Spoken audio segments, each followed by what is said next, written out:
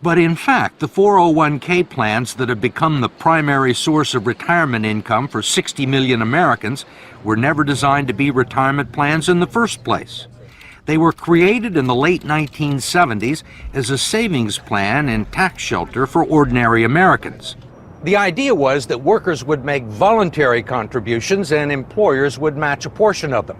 The taxes would be deferred until the employee reached the age of 59 and a half. It was supposed to supplement the two traditional income streams for retirees, Social Security and pensions, one leg of a three-legged stool that would support American workers into their golden years. But it didn't turn out that way. The three-legged stool, if you will, has gone to two legs, and it's wobbly, and it's wobbling, and I'm not sure that it's going to support anything. And that's the scary part, and people are afraid.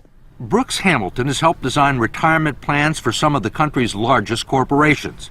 He says 401ks turned out to be so much cheaper than funding pensions that many companies decided to freeze their pension plans and replace them with 401ks.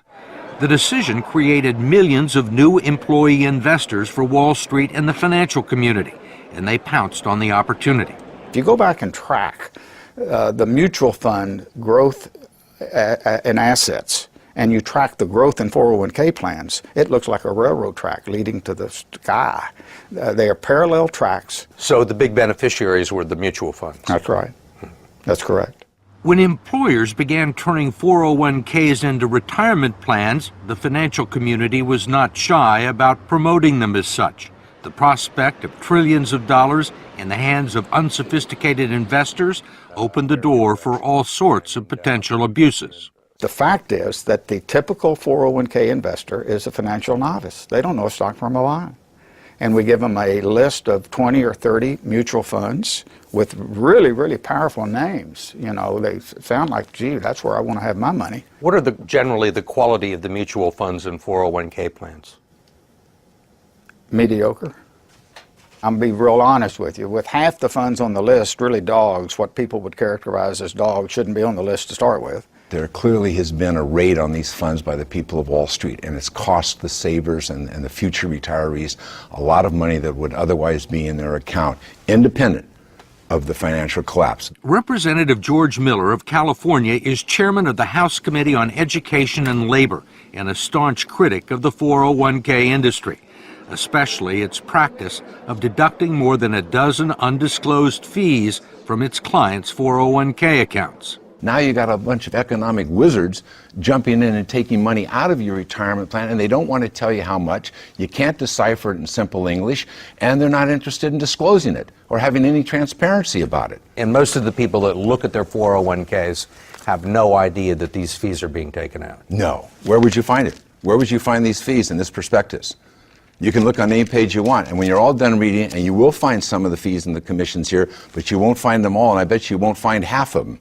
There are legal fees, trustee fees, transactional fees, stewardship fees, bookkeeping fees, finder's fees, and the list goes on and on. Miller's committee has heard testimony that they can eat up half the income in some 401k plans over a 30-year span, but he has not been able to stop it. We tried to just put in some disclosure and transparency in these fees, and we felt the full fury of that financial lobbying. David Ray, a lobbyist for the 401k industry, says he favors disclosing the fees, but his partners in the financial industry don't. You think most people know these fees exist?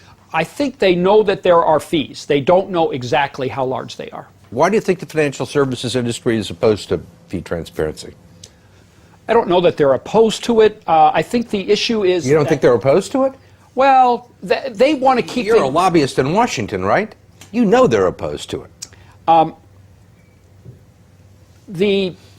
George Miller hasn't been able to get a bill to the floor. I think they want to keep the systems as simple and not make changes. They like the way things are, and whenever you push people out of their comfort zones, you know, it's an issue. I mean, they're comfortable with the situation because they're making a ton of money, or they have made a ton of money. Well, and their systems are set up in certain ways. You know, this is going to be a big change. We wanted to ask David Ray, who's been so bullish on 401k plans, one last question about what the future holds for people like Terry and Donna McNally. in Kathleen Coleman, who you met at the beginning of this story.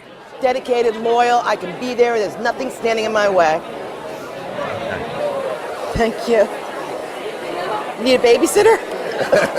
Most of the people that we've talked to are 50 and 60 years old, Right. and have sustained these losses, say there Right. is no way they're ever going to make them back. Right. Do you agree with that? I think we have to be truth tellers. I think that when a person has hit this point and we've had this unfortunate situation, I don't think we can misrepresent what the possibilities are. And the reality is that money's not coming back that they've lost. They can't count on it. They have to. Maybe they have long. Maybe if they work 10 more years, it'll come back by the 10. But it's important that they not have unrealistic expectations. For more information on your 401k, go to 60minutes.com.